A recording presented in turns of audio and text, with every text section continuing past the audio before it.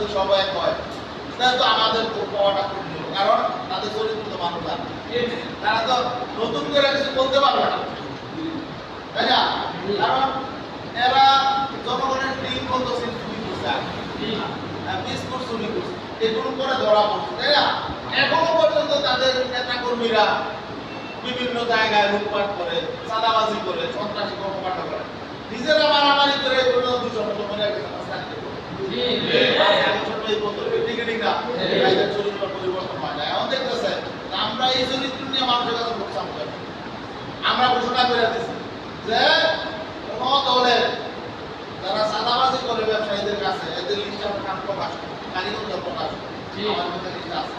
এই চাঁদাবাজরা যদি ভোট চাইতে না যেতে পারে, এখন এরা চিন্তা করছে চাঁদাবাজ ছাড়া তো কর্মী নাই, তা আমরা কাদের নিয়ে ভোট চাইতে যাবো?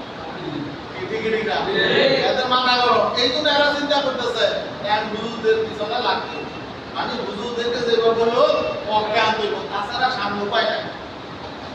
এই জন্য কিন্তু তারা এখন তাদের মাথা করো, হুজুরদের ছাড়া তো ভালো মানুষ নাই তাদের সাথে, এই জন্য তারা হয়তো কিছু সামনে কিছু হুজুর কিনবে। আর কথা বুঝছেন, সমস্যা নাই, হুজুর হয়তো প্রকাশ্যে তাদের সাথে তারা কিছু হুজুর দেখতে পাইবে না, কিন্তু কেউ বিভ্রান্ত হয়ে যাবে। আসলে ইসলামপন্থী শক্তি সামনে ঐক্যবদ্ধ থাকবে,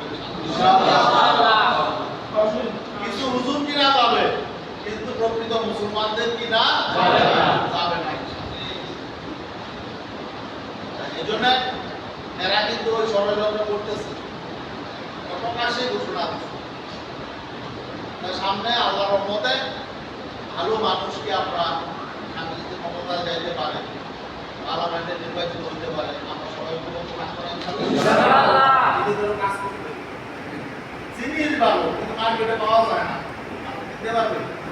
এই জন্য আমাদের চেষ্টা করতে হবে, মানুষের দুয়ারে দুয়ারে যাইতে হবে, চেষ্টা করতে হবে।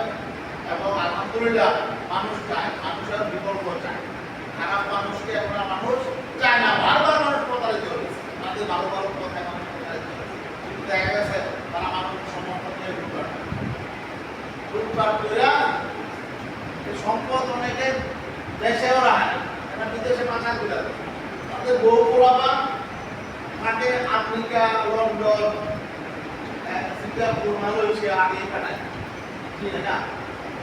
যাই হোক, এগুলো আপনারাও জানেন, সবাই সচেতন, আমরাই যাই ইনশাআল্লাহ। আপনার নির্বাচনটা চ্যালেঞ্জ হিসেবে নির্বাচন ইসলামের বিজয়ের জন্য